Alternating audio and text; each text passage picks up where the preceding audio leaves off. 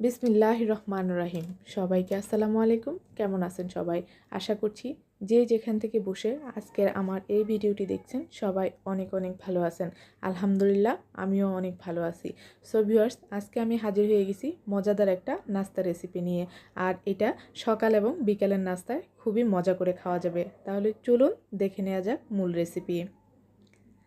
আজকের এই নাস্তাটি তৈরি করার জন্য আমি এখানে ছোট বড় মিলিয়ে 5টা আলু সিদ্ধ করে নিয়েছি।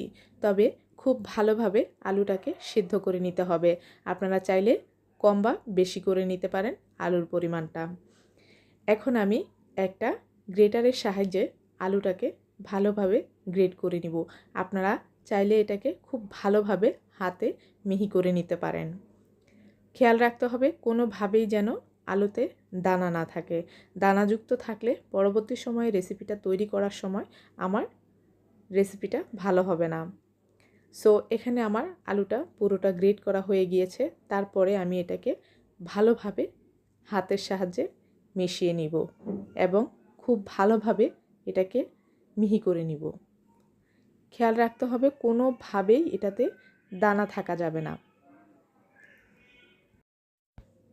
সো আমার আলুটা মিহি করা হয়ে গিয়েছে।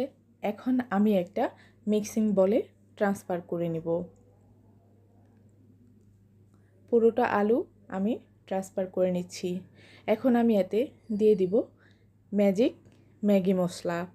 এটা সবার ঘরেই কম বেশি থাকে। আমি এখানে 2 প্যাকেট ব্যবহার করছি। আপনারা যদি বেশি আলু দেন তাহলে তার বেশি ব্যবহার করতে পারেন। সো এখন আমি দিয়ে দিচ্ছি পরিমাণ মতো লবণ, স্বাদ মতো মরিচ গুঁড়া। মরিচের পরিমাণটা যে যেমন খান তেমন দিবেন। অ্যাড করে দিচ্ছি হাফ কাপ পরিমাণ চালের গুঁড়া। এখন আমি এই মিশ্রণটাকে খুব ভালোভাবে হাতের সাহায্যে মথে নিব। আমি এখানে কোনো রকম পানি ব্যবহার করব না। পানি ছাড়াই আমি এটাকে ভালোভাবে মেখে নিব। সো ভিউয়ার্স, আপনারা দেখতেই পাচ্ছেন আমি ধীরে ধীরে এটাকে খুব ভালোভাবে মেখে নিয়েছি। সো ভিউয়ার্স, আপনারা দেখতেই পাচ্ছেন এখানে আমার মিশ্রণটা রেডি হয়ে গিয়েছে নাস্তা তৈরি করার জন্য। এখন আমি অল্প অল্প করে ছোট ছোট করে এভাবে গোল করে হাতের সাহায্যে নাস্তাটা তৈরি করে নিব একটা শেপ দিয়ে। আপনারা চাইলে যে কোনো ধরনের শেপ দিতে পারেন।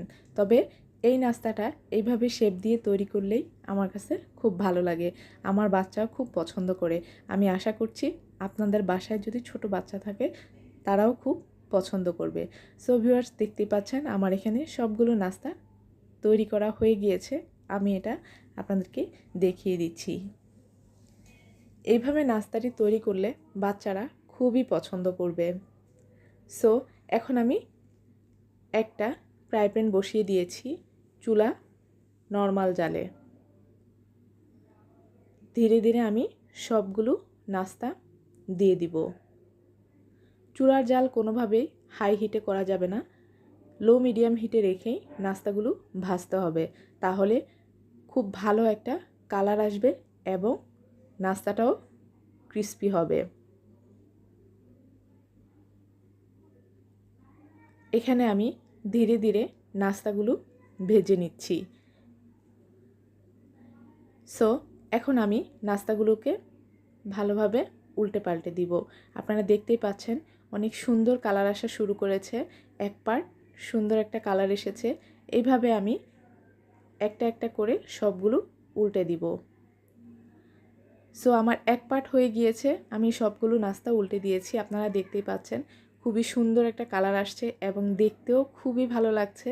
নাস্তাটি যেমন দেখতে ভালো লাগছে তেমনি ইনশাআল্লাহ খেতেও খুবই মজা হবে। সো ভিউয়ার্স, আজকের আমার এই রেসিপিটি যদি আপনাদের ভালো লাগে তাহলে অবশ্যই বাসায় ট্রাই করবেন। ইনশাআল্লাহ আশা করছি ভালো লাগবে। সো আজকের এই ভিডিওটি ভালো লাগলে আপনারা অবশ্যই শেয়ার করে রাখবেন এবং যারা ফেসবুক পেজ থেকে দেখছেন আমার পেজটিতে লাইক এবং ফলো দিয়ে যাবেন এবং যারা ইউটিউব চ্যানেল থেকে দেখছেন প্লিজ চ্যানেলটিতে সাবস্ক্রাইব করে পাশে থাকা বেল আইকনটি ক্লিক করে রাখবেন এমন আরও নতুন নতুন মজাদার রেসিপি পাওয়ার জন্য। সো আজ এই পর্যন্তই। সবাই ভালো থাকবেন, সুস্থ থাকবেন। আল্লাহ হাফেজ।